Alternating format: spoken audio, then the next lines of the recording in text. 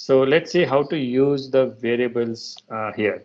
Now, let's imagine that, I want to, here I've given the particular project name. So let's say if I want to specify the project name in every task. One way is to everywhere I'll have to copy paste my project name in 3 different places.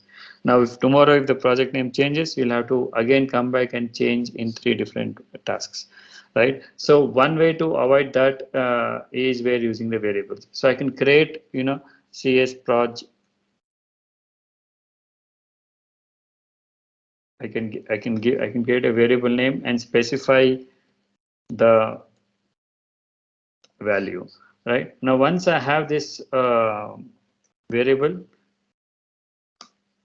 now I can go ahead and refer the variable instead of hard coding the value. So I can say dollar, and then with this syntax, I can specify the name of the variable, and then it would automatically dynamically pick up the value of this variable when at the time of executing the pipeline.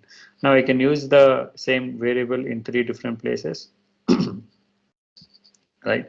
And then all the 3 tasks refer the same variable. So if I change in one place, the complete all the tasks will start reflecting this particular value. So let's see if our pipeline is successful.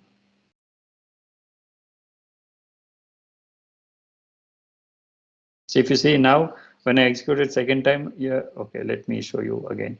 So first time when we saw the pipeline executed under related work, you see there was one artifact which was consumed, but you didn't see a pipeline output or your artifact which was published.